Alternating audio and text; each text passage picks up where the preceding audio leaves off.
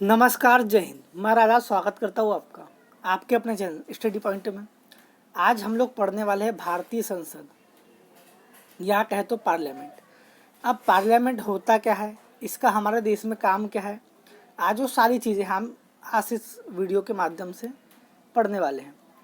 लेकिन उसके पहले माय फ्रेंड्स, अगर कॉन्सेप्ट किसी भी चीज़ का क्लियर रहा तो क्वेश्चन बनाने में एक भी दिक्कत नहीं जाने वाली। लेकिन अगर कॉन्सेप्ट ही समझ में नहीं आया तो फिर दिक्कत ही दिक्कत है। मेरी 100% गारंटी है, अगर आप इस वीडियो को पूरा देखते हैं तो आपका सारा कॉन्सेप्ट क्लियर हो जाएगा। आइए फिर शुरू करते हैं।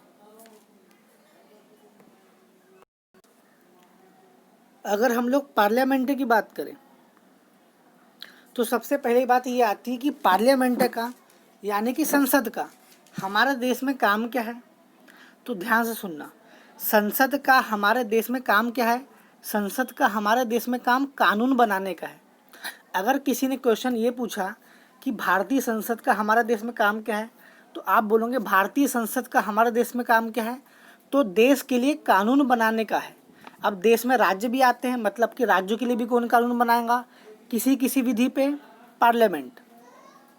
इतना क्लियर है। और मैंने इसके पहले भी कई बार बता दिया था आपको कि कानून कैसे कैसे बनता है। मैंने आपको बताया था कि पार्लियामेंट के दो भाग होते हैं, या कहे तो दो हाउसेस होते हैं। एक होता लोकसभा, एक होता राज्यसभा। एक होता लोकसभा, एक होता है राज्यसभा। इतना क्लियर है। मैंने यहाँ पर पार्लियामेंट के सदन की बात किया हूँ, हाउसेस की बात किया हूँ। पार्लियामेंट के सदन कितने, लोकसभा और राज्यसभा। अगर पार्लियामेंट के अंग पूछेगा कि मतलब पार्लियामेंट किन किन चीज़ों से मिलकर बनी है, तो उसमें राष्ट्रपति भी इंक्लूड हो जाएगा। अब इंक्लूड क्या होगा, क्योंकि पार्लियामेंट में कोई भी ड्राफ्ट आया वो तब तक कानून नहीं बन सकता जब तक कि उसमें राष्ट्रपति के हस्ताक्षर ना हो। इतना क्लियर है। तो कानून कैसे कैसे बनता है। पार्लियामेंट के दो सदन होते हैं, एक लोकसभा और एक राज्यसभा। सबसे पहले कोई भी बिल कहाँ पर आएगा, एक तो लोकसभा में आएगा या फिर राज्यसभा में आएगा। हम लोकसभा को ही लेके चलते हैं। कोई भी बिल पहले लोकसभा में आया, उसके बाद कहाँ पर गया, पास होने के बाद राज्यसभा में गया। राज्यसभा से पास होने के बाद कहाँ पर गया, राष्ट्रपति के पास जाएगा, और राष्ट्रपति उसमें अपनी सिग्नेचर करेंगे, और उसके बाद कोई भी ड्राफ्ट कानून बन जाएगा। एक बार फिर से, कानून कैसे कैसे बनता है। पार्लियामेंट के दो हाउसेस होते हैं, एक लोकसभा एक राज्यसभा। अगर अंग की बात करेंगे तो तीन, लोकसभा राज्यसभा प्लस राष्ट्रपति। राष्ट्रपति को क्यों इंक्लूड करते हैं, क्योंकि कोई भी ड्राफ्ट, कोई भी बिल तब तक कानून नहीं बन सकता जब तक कि उसमें राष्ट्रपति के हस्ताक्षर ना हो। यहाँ तक क्लियर है। कोई भी बिल पहले आया लोकसभा में, फिर गया राज्यसभा में, फिर जाएगा राष्ट्रपति के बाद, और राष्ट्रपति के साइन करने के बाद ही कोई भी बिल कानून बनता है देश के लिए। यहाँ तक क्लियर है।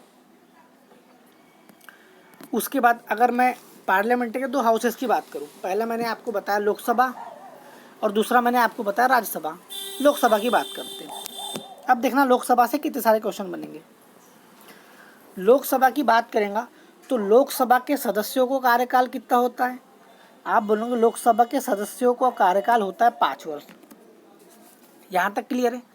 दूसरा, लोकसभा का चुनाव प्रत्यक्ष रूप से होता है। दो तरीके से हमारे देश में चुनाव होते हैं, एक प्रत्यक्ष रूप से और दूसरा अप्रत्यक्ष रूप से। अभी दोनों बताता हूँ कि प्रत्यक्ष क्या होता है और अप्रत्यक्ष क्या होता है। ठीक है। मैंने बोला लोकसभा का के सदस्यों का कार्यकाल कितने वर्ष का होता है, आप बोलोगे 5 वर्ष का होता है। दूसरा, लोकसभा का चुनाव प्रत्यक्ष रूप से होता है। तीसरा, लोकसभा को निम्न सदन कहा जाता है या फिर निचला सदन कहा जाता है, इंग्लिश में लोअर हाउस कहा जाता है। फिर से, लोकसभा को निम्न सदन कहा जाता है, निचला सदन कहा जाता है, इंग्लिश में लोअर हाउस कहा जाता है। इतना क्लियर है। लोकसभा 5 साल बाद भंग हो सकती है या फिर 5 साल के पहले भी भंग हो सकती है। कौन करता है, तो राष्ट्रपति करता है भंग। इतना क्लियर है। लोकसभा को चर्चित सभा भी कहा जाता है। लोकसभा को चर्चित सभा भी कहा जाता है या फिर पहला चेंबर भी कहा जाता है। और लोकसभा का और एक नाम है हाउस ऑफ कॉमन्स। क्लियर है। तो मैंने आपको लोकसभा के बारे में बताया। लोकसभा के सदस्यों का कार्यकाल कितना होता है, आप बोलोगे 5 साल का।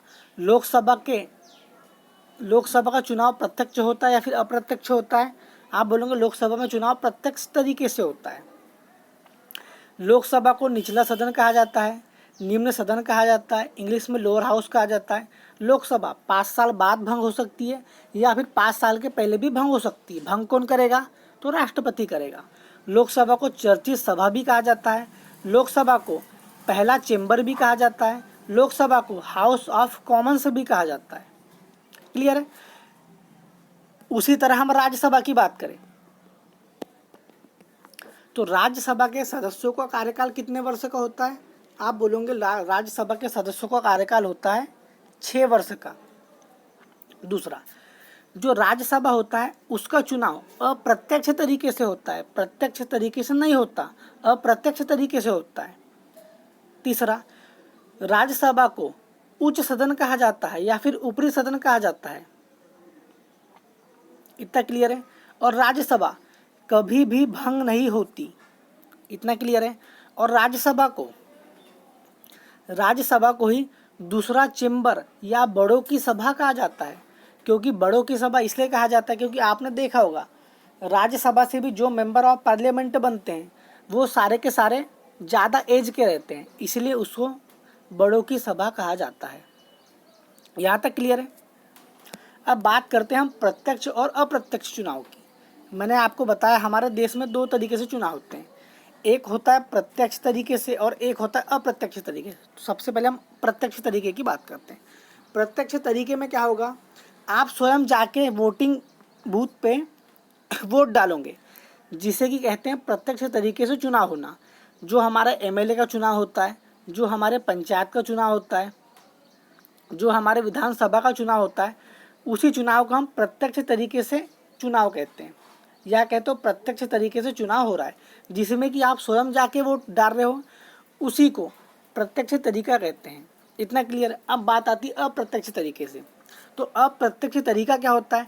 जिसमें आपके द्वारा चुना गया व्यक्ति वोट डालता है। मान लो आपने एक एमएलए को चुना, एमएलए ने राज्यसभा के चुनाव में वोट दिया, तो वो होता है सबसे पहले आपने तो एमएलए को चुना, फिर एमएलए ने क्या किया? राज्यसभा के चुनाव में वोट दिया। कहीं ना कहीं आपके द्वारा चुना गया व्यक्ति एमएलए वहाँ जाके वोट कर रहा है, राज्यसभा में जाके वोट कर रहा है, तो उसी को हम अप्रत्यक्ष तरीका कहते हैं चुनाव का। एक बार फिर से, प्रत्यक्ष तरीके में क्या होता है? आप स्वयं जाके वोट करते हैं, और अप्रत्यक्ष तरीके में क्या होता है? आपके द्वारा चुना गया व्यक्ति जाके वोट करता है। इतना क्लियर है? इतना डर है? आगे देखें।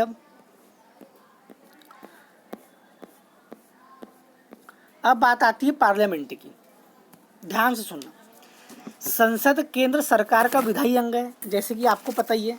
संसदीय प्रणाली जिसे सरकार का वेस्टमिंस्टर मॉडल भी कहते हैं। अब ये वेस्टमिंस्टर मॉडल है क्या? तो ब्रिटेन में एक जगह है जहाँ पर ब्रिटेन की पार्लियामेंट स्थित है, और वो जगह का नाम क्या है? वेस्टमिंस्टर। इसीलिए जो भारतीय संसद है उसको सरकार का वेस्टमिंस्टर मॉडल भी कहा जाता है। इतना क्लियर है?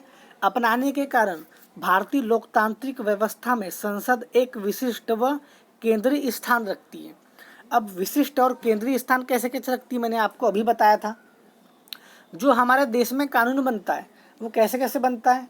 संसद के माध्यम से ही बनता है। पहले कोई भी बिल लोकसभा में आता है या फिर राज्यसभा में आता है, दोनों सदनों के से पास होने के बाद वो बिल कहाँ जाता है? राष्ट्रपति के पास जाता है। राष्ट्रपति के सिग्नेचर के पश्चात ही कोई भी बिल कानून बन जाता है। क्लियर है? थोड़ा आगे देखें। संविधान के भाग 5 के अंतर्गत अनुच्छेद 79 से 122 में संसद के गठन, संरचना, अवधि, अधिकारियों, प्रक्रिया, विशेषाधिकार व शक्तियाँ आदि के बारे में वर्णन किया गया है। क्वेश्चन ये पूछेगा, भारतीय संसद या कहे तो संसद संविधान के किस पार्ट में है, किस भाग में है? आप बोलोगे संविधान के भाग 5 में है। अगर बोलेगा संसद किस अनुच्छेद में है, आप बोलोगे 79 अनुच्छेद में क्या है? संसद है। अगर बोलेगा जो भारतीय पार्लियामेंट है वो किस अनुच्छेद से किस अनुच्छेद तक के है, आप बोलोगे आर्टिकल नंबर 79 से 122 तक के क्या है? तो भारतीय संसद के बारे में बताया गया है। यहाँ तक क्लियर है? थोड़ा आगे देखें। अब बात आती है संसद के गठन की, तो ध्यान से सुनना। संविधान के अनुसार भारत की संसद के 3 अंग हैं, जैसे कि मैंने आपको भी अभी बताया, राष्ट्रपति, लोकसभा और राज्यसभा। ठीक है, तो राष्ट्रपति, लोकसभा व राज्यसभा क्लियर है, जैसे कि मैंने आपको बताया अभी। 1954 में 1954 में राज्य परिषद एवं जनता सदन के स्थान पर क्रमशः राज्यसभा एवं लोकसभा शब्द को अपनाया गया। ध्यान से सुनना, एक क्वेश्चन और बनेगा। लोकसभा का 1954 से पहले नाम क्या था? तो आप बोलोगे राज्य परिषद। क्लियर है? सॉरी। अगर क्वेश्चन ये आया कि लोकसभा का 1954 के पहले नाम क्या था, आप बोलोगे जनता का सदन। लोकसभा का 1954 के पहले नाम था। अगर बोलेंगे 1954 के पहले राज्यसभा का क्या नाम था, तो राज्य परिषद राज्यसभा का नाम था। लेकिन 1954 के बाद जनता के सदन के स्थान पर कौन सा नाम आ गया? लोकसभा आ गया। और राज्य परिषद के स्थान पे कौन सा नाम आ गया? तो राज्यसभा आ गया। यहाँ तक क्लियर है? अब बात करें, राज्यसभा उच्च सदन कहलाता है, जैसे कि मैंने आपको बताया राज्यसभा उच्च सदन कहलाता है। अब उच्च सदन क्यों कहलाता है? राज्यसभा उच्च सदन इसलिए कहलाता है क्योंकि राज्यसभा कभी भी भंग नहीं होती। मैंने आपको बताया राज्यसभा के अध्यक्ष का राज्यसभा के सदस्यों का कार्यकाल कितने वर्ष का होता है? 6 वर्ष का होता है। और 6 वर्षों का होता है, और उसके 1/3 सदस्य, राज्यसभा के 1/3 सदस्य हर 2 साल में रिटायर कर जाते हैं, मतलब हर 2 साल में रिटायरमेंट ले लेते हैं। इतना क्लियर है? तो राज्यसभा कभी भी भंग नहीं होती, इसलिए राज्यसभा को उच्च सदन कहा जाता है, और दूसरा चेंबर या बड़ों की सभा भी कहा जाता है। जबकि लोकसभा निचला सदन कहलाता है, और लोकसभा का नाम पहला चेंबर या फिर चर्चित सभा है।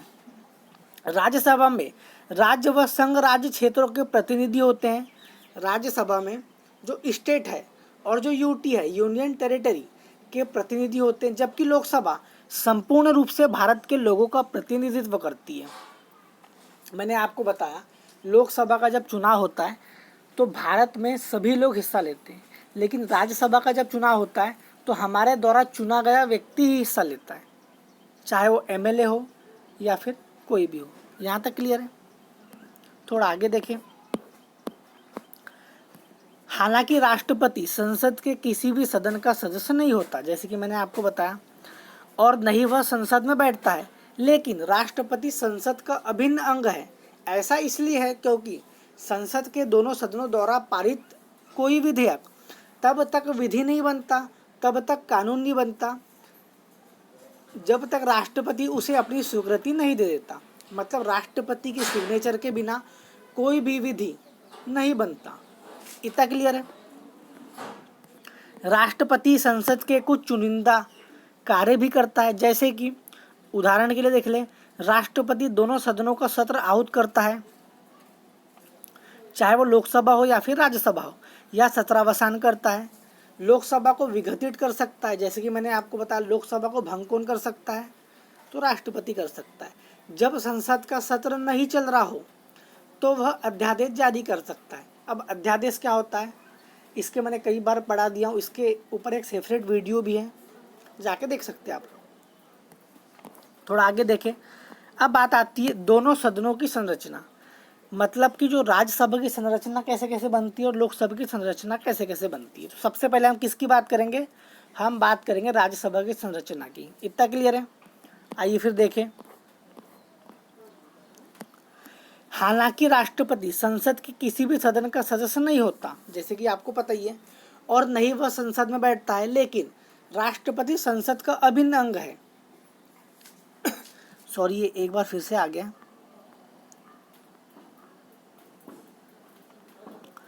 हम लोग राज्यसभा की संरचना की बात करने वाले थे। आइए फिर देखें। राज्यसभा की अधिकतम संख्या कितनी है? आप बोलोगे 250 है। इतना क्लियर? अधिकतम संख्या की बात की है मैंने यहाँ पर। इनमें से 238 सदस्य राज्य व संघ राज्य क्षेत्रों के प्रतिनिधि अप्रत्यक्ष रूप से निर्वाचित होंगे। अप्रत्यक्ष रूप क्या होता है, मैंने अभी आपको बताया। अगर पूछेगा राज्यसभा की अधिकतम सीट कितनी है, आप बोलोगे 250 है, जिसमें से राज्य व यूनियन टेरिटरी मतलब केंद्र शासित प्रदेशों से कितने प्रतिनिधि शामिल होते हैं, आप बोलोगे 238 लोग शामिल होते हैं। क्लियर है।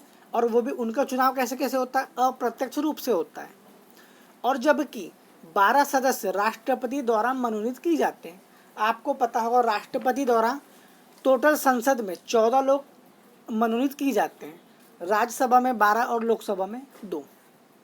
इतना क्लियर है। क्वेश्चन ये पूछेगा राज्यसभा की अधिकतम संख्या कितनी होती है, आप बोलोगे 250 होती है, जिनमें से 238 राज्य व केंद्र शासित प्रदेश से चुने जाते हैं और 12 कौन मनोनीत करता है, तो राष्ट्रपति मनोनीत करता है। यहाँ तक क्लियर है। थोड़ा आगे देखें। वर्तमान में राज्यसभा में 245 सदस्य हैं। एक क्वेश्चन आएगा राज्यसभा की अधिकतम सीट कितनी है, 250, और वर्तमान में राज्यसभा की सीट कितनी है, तो 245। इनमें से 229 सदस्य राज्यों का प्रतिनिधित्व करते हैं, मतलब कि 229 सदस्य राज्यों से आते हैं, और 4 सदस्य संघ राज्य क्षेत्रों का प्रतिनिधित्व करते हैं, मतलब कि 4 सदस्य कहाँ से आते हैं, केंद्र शासित प्रदेशों से आते हैं, यूनियन टेरिटरी से आते हैं, और 12 सदस्य राष्ट्रपति द्वारा मनोनीत किए जाते हैं। ये तो आपको पता ही है। एक बार फिर से, वर्तमान में राज्यसभा की सीट कितनी है, 245, जिसमें से 229 कहाँ से, स्टेट से, और 4 कहाँ से, तो यूटी से, यूनियन टेरिटरी से, और 12 कहाँ से, तो आपको पता ही है राष्ट्रपति मनोनीत करता है। इतना क्लियर है। आगे देखें।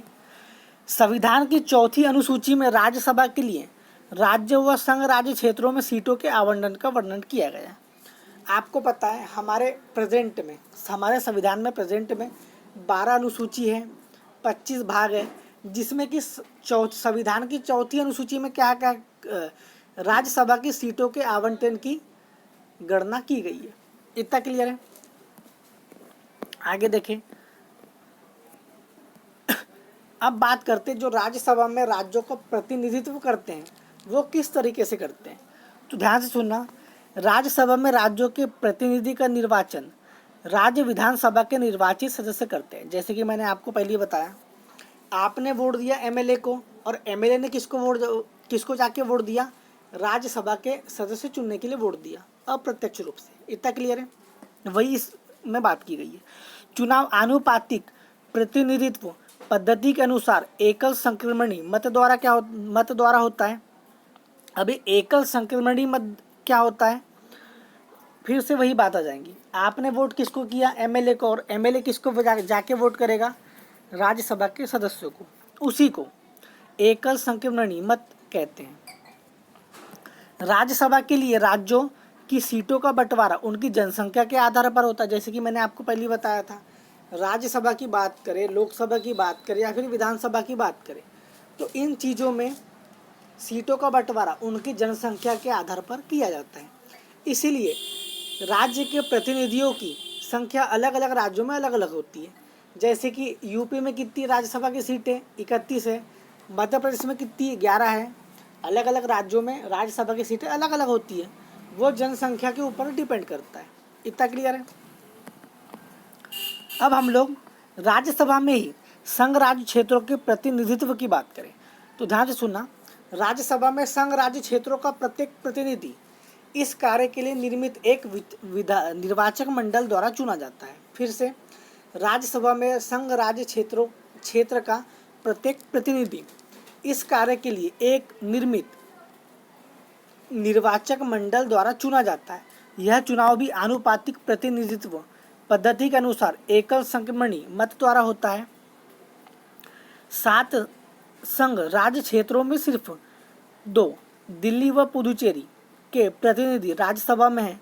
अन्य 5 संघ शासित प्रदेशों की जनसंख्या तुलनात्मक रूप से काफ़ी कम होने के कारण राज्यसभा में उन्हें अलग प्रतिनिधित्व प्राप्त नहीं है। अब देखना इसमें से कौन सी बात निकल के आती है। मैंने आपको बताया था राज्यसभा की अधिकतम सीटों की संख्या कितनी होती है, आप बोलोगे आपने बताया था सर 250 होती है।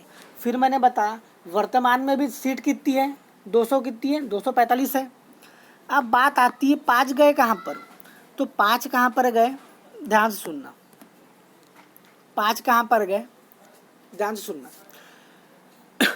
टोटल यूटी कितने थे पहले, 7 थे, ठीक है, जिसमें से 5 यूटी में चुनाव, या कहे तो 5 यूटी के मेंबर राज्यसभा में नहीं चुने जाते, सिर्फ दिल्ली एवं पुदुचेरी के ही मेंबर्स राज्यसभा में चुने जाते हैं। 7 थे पहले, 2 कौन कौन से हो गए, दिल्ली व पुदुचेरी हो गए, अब बचे कितने, 5। तो 5 कहाँ से आ गए, 250 और 245 के बीच में जो 5 का डिफरेंस था वो 5 यूटी में आ गए। इतना क्लियर है। आगे देखें, राज्यसभा की बात करें तो नामित या नाम निर्देशित सदस्य, राष्ट्रपति राज्यसभा में 12 ऐसे सदस्यों को नामित या नाम निर्देशित करता है जिन्हें कला, साहित्य, विज्ञान एवं समाज सेवा विषयों के संबंध में विशेष ज्ञान या व्यवहारिक अनुभव हो। ऐसे व्यक्तियों को नामांकित करने के पीछे उद्देश्य है कि नामी या प्रसिद्ध व्यक्ति बिना चुनाव के राज्यसभा में जा सके। अब आपने बोला कि जो सचिन तेंदुलकर साहब थे वो राज्यसभा से क्या थे, मेंबर ऑफ पार्लियामेंट थे। तो यहाँ तो बात करता है सचिन तेंदुलकर साहब क्या थे, क्रिकेटर थे, लेकिन यहाँ पर बात करता है क्रिकेट को या कहे तो स्पोर्ट को तो इसमें शामिल नहीं किया गया है। लेकिन स्पोर्ट को कहाँ शामिल किया गया है, तो कला के क्षेत्र में शामिल किया गया है। इतना क्लियर है।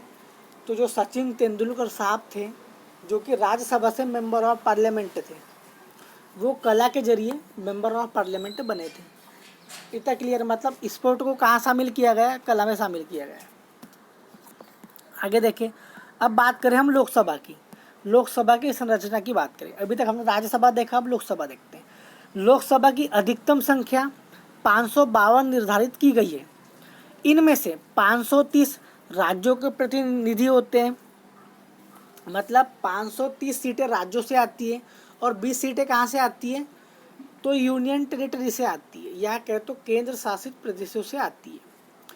530 और 20 कितने होते हैं, 550 होते हैं। अब बचे 2 कहाँ, तो 2 एंग्लो इंडियन समुदाय के 2 सदस्यों को राष्ट्रपति नामित या मनोनीत करता है।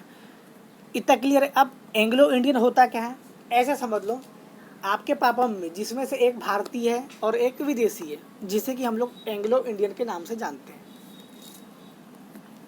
लोकसभा की अधिकतम संख्या या कहे तो सीट कितनी, 552, जिसमें कि 530 राज्यों से, 20 कहाँ से, केंद्र शासित प्रदेशों से, और 2 कहाँ से, राष्ट्रपति मनोनीत करता है। कौन से, एंग्लो इंडियन। थोड़ा आगे देखें, वर्तमान में लोकसभा में 545 सदस्य है। जैसे कि आपको पता है 545 सीटों में वर्तमान में चुनाव होता है। इनमें से 530 सदस्य कहाँ से, राज्यसभा से, 13 सदस्य कहाँ से, तो यूनियन टेरिटरी से, और 2 सदस्य कहाँ से, तो राष्ट्रपति द्वारा मनोनीत होते हैं। मैंने आपको इसके पहले बताया था जब मैंने 552 की बात किया था, 552 में 20 सदस्य कहाँ से आते थे, केंद्र शासित प्रदेशों से आते थे। लेकिन अगर 545 की बात करेगा तो 545 की बात करेगा तो केंद्र शासित प्रदेशों से सिर्फ 13 मेंबर आते हैं, 7 नहीं आते, क्योंकि 7 की जनसंख्या क्या है, कम है, इसलिए वहाँ चुनाव नहीं होता। इतना क्लियर है। आगे देखें, अगर हम लोग रोज लोकसभा में राज्यों के प्रतिनिधित्व की बात करें तो लोकसभा में राज्यों के प्रतिनिधि राज्यों के विभिन्न निर्वाचक क्षेत्रों लोकसभा द्वारा प्रत्यक्ष रूप से निर्वाचित होते हैं। प्रत्यक्ष मैंने आपको बताया, आप लोकसभा के चुनाव में वोट डालने जाते हो कि नहीं, उसी की बात करता है। तो भारत के हर नागरिक को जिसकी उम्र 18 वर्ष से अधिक है, जिसे संविधान या विधि के उपबंधों के मुताबिक अयोग्य नहीं ठहराया गया हो, मत देने का अधिकार है। अगर आपकी एज 18 वर्ष है, 18 वर्ष से अधिक है, तो आपके पास वोटिंग राइट है। इतना क्लियर है। 61वां संविधान संशोधन कब हुआ था, 61वां संविधान संशोधन अधिनियम द्वारा मत देने की आयु सीमा को 21 वर्ष से घटाकर 18 वर्ष कर दिया गया था। 61वां संविधान संशोधन कब हुआ था, 1889 में हुआ था कि 1989 में हुआ था, तो 1989 में हुआ था। 61वां संविधान संशोधन 1989 में हुआ था। क्लियर है। और 61वां संविधान संशोधन के बाद ही मत देने की जो आयु है वो 18 वर्ष कर दी गई थी। लेकिन 61वें संविधान संशोधन 1989 के पहले कितनी थी? आप बोलोगे 21 वर्ष थी। लेकिन 61वां संविधान संशोधन जो कि कब हुआ? 1989 में हुआ। उसके बाद मत देने की आयु 21 वर्ष से 18 वर्ष कर दी गई। इतना क्लियर है। आगे देखें, अगर हम लोग लोकसभा में केंद्र शासित प्रदेशों के प्रतिनिधित्व की बात करें तो संविधान ने संसद को संघ राज्य क्षेत्रों के प्रतिनिधियों को चुनने के लिए एक विधि के निर्माण का अधिकार दिया है, जिसके तहत संघ राज्य क्षेत्रों में प्रत्येक निर्वाचन के तहत लोकसभा के सदस्य चुने जाते हैं। इतना क्लियर है। आगे देखें, अगर एंग्लो इंडियन समुदाय का लोकसभा में पर्याप्त प्रतिनिधित्व न हो तो राष्ट्रपति इस समुदाय के 2 लोगों को नामित कर उनका नाम निर्देशित करता है। जैसे कि आपको पता ही है, शुरुआत में उपबंध 1960 तक के लिए थे। लेकिन जब शुरुआत हुई थी भारतीय संविधान की तो ये एंग्लो इंडियन का कॉन्सेप्ट 1960 तक के ही था। लेकिन 95वां संविधान संशोधन हुआ। कब हुआ? 2009 में हुआ। तो 2009 में 95वें संविधान संशोधन के तहत इस उपबंध को 2020 तक के लिए बढ़ा दिया गया। अभी 2020 चल रहा है, लेकिन 2021 से एंग्लो इंडियन का कॉन्सेप्ट हमारे संविधान से क्या हो जाएगा? समाप्त हो जाएगा। क्लियर है। थोड़ा आगे देखें। अब बात आती है क्वेश्चन की। अभी तक हमने जो जो पढ़ा उसके एक बार हम लोग क्वेश्चन प्रैक्टिस कर लेते हैं। तो पहला क्वेश्चन है, निम्नलिखित में से जनता द्वारा प्रत्यक्ष रूप से निर्वाचित सदन है? ऑप्शन ए राज्यसभा, लोकसभा, उपयुक्त दोनों, और डी उपयुक्त में से कोई नहीं। तो मैंने आपको अभी बताया निम्नलिखित में से जनता द्वारा प्रत्यक्ष रूप से निर्वाचित सदन कौन सा होता है? आप बोलोगे लोकसभा होता है। मैंने आपको बताया हमारे देश में 2 तरीके से चुनाव होते हैं। एक होता है प्रत्यक्ष तरीके से, दूसरा होता है अप्रत्यक्ष तरीके से। प्रत्यक्ष तरीके में क्या होगा? आप स्वयं जाके वोट करोगे। अप्रत्यक्ष तरीके में क्या होगा? आपके द्वारा तय किया गया व्यक्ति, जो कि एमएलए हो सकता है, जो कि लोकसभा का सदस्य हो सकता है, जो कि, इतना क्लियर है। मतलब अप्रत्यक्ष में क्या होगा? आपके द्वारा चुना गया व्यक्ति, चाहे वो एमएलए हो सकता है या मेंबर ऑफ पार्लियामेंट हो सकता है, वो जाके कहाँ पर वोट करता है? राष्ट्रपति के चुनाव में वोट करता है या फिर उपराष्ट्रपति के चुनाव में वोट करता है। उसी को हम अप्रत्यक्ष प्रणाली कहते हैं चुनाव की। तो निम्नलिखित में से जनता द्वारा प्रत्यक्ष रूप से निर्वाचित सदन कौन सा होता है? लोकसभा होता है। अगर मैं संसद की बात करूं तो संसद किस आर्टिकल में? आप बोलोगे 79 में संसद है। ठीक है। राज्यसभा कौन से आर्टिकल में? आप बोलोगे आर्टिकल नंबर 80 में क्या है? राज्यसभा है। और 81 में क्या है? लोकसभा है। 79 में संसद है, 80 में राज्यसभा और 81 में लोकसभा। यहाँ तक क्लियर है। दूसरा क्वेश्चन देखें, भारत में लोकसभा किसका प्रतिनिधित्व करती है? भारत में जो लोकसभा है वो किसका प्रतिनिधित्व करती है? ऑप्शन ए राज्यों की विधानसभाओं का, दूसरा राज्यों और केंद्र शासित प्रदेशों का, तीसरा भारतीय जनता का, चौथा राजनीतिक दलों का। तो इसका राइट आंसर होगा ऑप्शन नंबर सी। भारत में जो लोकसभा होती है भारतीय जनता का प्रतिनिधित्व करती है। सबसे पहला इस वीडियो का सबसे फ्रंट में देखना, मैंने यही बात आपको बताया था। अगला क्वेश्चन देखें, लोकसभा की अधिकतम संख्या कितनी हो सकती है? तो मैंने आपको बताया था लोकसभा की अधिकतम संख्या कितनी हो सकती है? 552 हो सकती है, जिसमें कि 530 सदस्य कहाँ से आते हैं? आप बोलोगे राज्यों से आते हैं। 20 सदस्य कहाँ से आते हैं? आप बोलोगे यूटी से आते हैं। और 2 सदस्य कहाँ पर? तो एंग्लो इंडियन, जो कि राष्ट्रपति नामित करता है। क्लियर है। अगला क्वेश्चन देखें, राज्यसभा के सदस्य चुने जाते हैं। तो राज्यसभा के सदस्य 6 वर्षों के लिए चुने जाते हैं और इसके 1/3 सदस्य हर 2 साल में क्या करते हैं? रिटायर कर जाते हैं। इतना क्लियर है। आगे देखें, राज्यसभा के 1/3 सदस्य प्रत्येक कितने वर्ष के पश्चात सेवानिवृत्त होते हैं तथा नए 1/3 सदस्य उनका स्थान ले लेते हैं। मैंने आपको अभी बताया, राज्यसभा का 1/3 सदस्य हर 2 साल में रिटायर कर जाता है। इतना क्लियर है? क्या राष्ट्रपति लोकसभा की भांति राज्यसभा को भी भंग कर सकता है? हाँ, नहीं।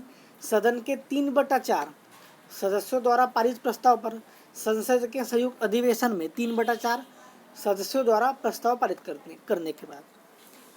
तो मैंने आपको कई बार बताया, एक बार और नहीं सही।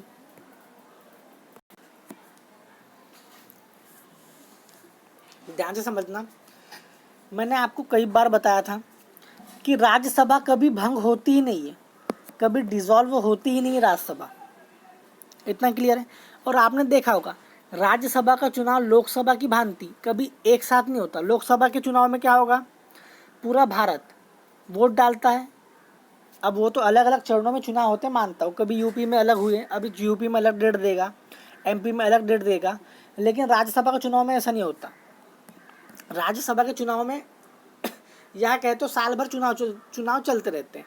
कभी 2 सीटों में लोकसभा राज्यसभा का चुनाव एमपी में हो रहा है, कभी 3 सीटों में राज्यसभा का चुनाव राजस्थान में हो रहा है, कभी 5 सीटों में राज्यसभा का चुनाव बिहार में हो रहा है। इस प्रकार राज्यसभा का चुनाव होते रहता है। तो क्वेश्चन के अनुसार लोकसभा की भांति राज्यसभा को राष्ट्रपति भंग नहीं कर सकते, क्योंकि राज्यसभा भंग होती ही नहीं है। क्यों नहीं होती? क्योंकि आपको पता है, राज्यसभा के सदस्य हर 2 साल में, राज्यसभा का 1/3 सदस्य हर 2 साल में रिटायर कर जाते हैं, इसलिए भंग नहीं होती। अगला क्वेश्चन देखें, लोकसभा की भांति राज्यसभा कभी भंग नहीं होती, कैसे भंग नहीं होती? प्रत्येक 2 वर्ष बाद उसके 1/4 सदस्य की सदस्यता समाप्त हो जाती है। प्रत्येक 2 वर्ष के बाद उसके 1/3 सदस्यों की समाप्त हो जाती है। प्रत्येक 3 वर्ष के बाद उसके 1/3 सदस्यों की मेंबरशिप समाप्त हो जाती है। प्रत्येक 3 वर्ष बाद उसके आधे सदस्यों की मेंबरशिप समाप्त हो जाती है। मैंने आपको अभी बताया था कि प्रत्येक 2 वर्ष के बाद उसके 1/3 सदस्य रिटायर कर जाते हैं। एक ही क्वेश्चन देखो किस प्रकार से घुमा फिरा के पूछ रहा है। तो अगला देखें, अगला क्वेश्चन है, बहुत प्यारा क्वेश्चन है। भारत के उपराष्ट्रपति का पद किस अवधि तक के लिए होता है? 5 वर्ष, 6 वर्ष, 65 वर्ष की आयु तक, या फिर 2 वर्ष तक? तो जो भारत के उपराष्ट्रपति का पद है वो 5 वर्ष की अवधि तक के लिए होता है। अगर मैं उपराष्ट्रपति की बात करूं, राष्ट्रपति की बात करूं, या फिर राज्यसभा की बात करूं, राज्यपाल की बात करूं, तीनों का पद 5 वर्ष के लिए होता है। लेकिन अगर मैं राज्यपाल की बात करूं तो राज्यपाल को कभी भी राष्ट्रपति उसके पद से हटा सकता है, क्योंकि राज्यपाल का कार्यकाल राष्ट्रपति के रहमो कर्म पर होता है। अगर मैं उपराष्ट्रपति, राष्ट्रपति या राज्यपाल की बात करूं तो ये तीनों के तीनों बनने के लिए आपकी मिनिमम एज कितना होना चाहिए? तो 35 वर्ष होना चाहिए। अगला देखें, राष्ट्रपति के प्रसाद पर्यंत निम्न में से कौन पद धारण करता है? जैसे कि आपको मैंने इसके पहले ही वाले क्वेश्चन में बताया था, जो राज्यपाल का कार्यकाल है वो राष्ट्रपति के प्रसाद पर्यंत होता है। इतना क्लियर है? तो राष्ट्रपति के प्रसाद पर्यंत निम्न में से कौन पद धारण करता है? कौन करता है? तो राज्यपाल करता है। अगर मैं मुख्य चुनाव आयुक्त की बात करूंगा तो 665 पहले जो भी पूरा हो जाए। अगर मैं लोकसभा अध्यक्ष की बात करूंगा तो 5 साल। अगर मैं प्रधानमंत्री की बात करूंगा तो 5 साल। इतना क्लियर है? आगे देखें, लास्ट क्वेश्चन, संसद में राष्ट्रपति द्वारा नामित सदस्यों की कुल संख्या है। तो संसद में राष्ट्रपति द्वारा नामित सदस्यों की कुल संख्या कितनी होती है? 14 होती है, जिसमें कि 12 कहाँ से आते हैं? राज्यसभा से आते हैं, और 2 कहाँ से आते हैं? तो लोकसभा से आते हैं। इतना क्लियर है? तो फ्रेंड्स, ये था पार्लियामेंट का कॉन्सेप्ट। वीडियो अच्छा लगे तो लाइक करना, चैनल में पहली बार आए होगे तो सब्सक्राइब करना और वीडियो को शेयर करना। ये पार्ट 1 था, कल मैं पार्ट 2 लेके आऊँगा। जैसे जैसे हम चीज़ों को पढ़ते जाएंगे आपका कॉन्सेप्ट क्लियर होता जाएगा। इतना क्लियर है? मिलते हैं अगले वीडियो में। बाय।